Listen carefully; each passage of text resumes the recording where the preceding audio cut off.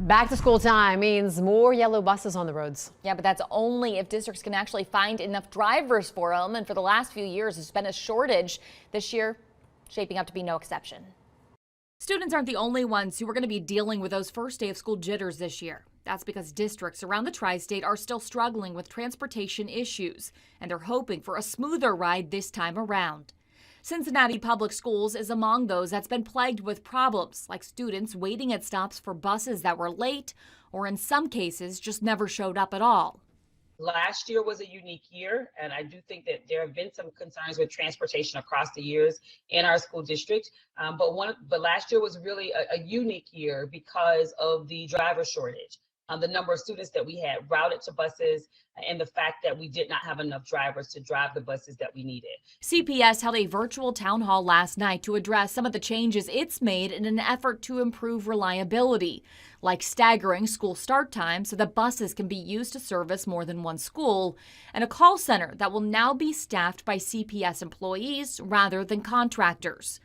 Meanwhile, in smaller districts like Franklin, it's a similar story when it comes to that shortage of drivers. Superintendent Dr. Mike Sander tells me they have all 22 routes covered, but no subs. It's so important to us to get our kids to school that really the attitude of everyone here is we just do what it takes to get the kids here. Last year, that even meant him climbing into the driver's seat and running some routes. Franklin is among those now offering cash incentives as well as paid CDL training in an effort to entice people to apply. But even that may not be enough. People can get trained and go make better money driving for UPS or FedEx or whatever. And I think a big attraction that they have is that one, it's 8 hours a day and it's year round. But the other part is packages don't talk back. You know, when you're driving a bus, we have great kids, but whenever you're dealing with kids, there's the liability issue. Robert Barracks runs the transportation department for Boone County Schools.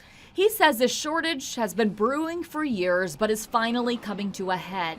I would love to have a couple dozen, 2 to 3 dozen folks right away. That would take the immediate pressure off the start of school.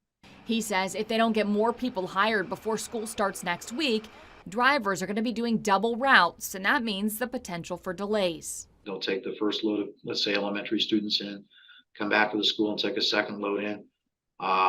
Same going home. You might end up with kids staying, waiting for an extra 20 or 30 minutes after dismissal for their bus to come back after it's completed an initial run. An imperfect solution to the perfect storm, one that appears districts are going to be trying to navigate their way out of once again this year. Now, all the school districts that I talked with tell me that it is not too late to apply to be a bus driver this year. They do offer that paid training as well as health and retirement benefits for most of them. If this is something that you're interested in, they say just reach out to the district offices. And as more students go back to school this week, Fox 19 now has you covered. We're showcasing back to school stories all week long. You can stay up to date by visiting our website, fox19.com, or you can download our free mobile news app.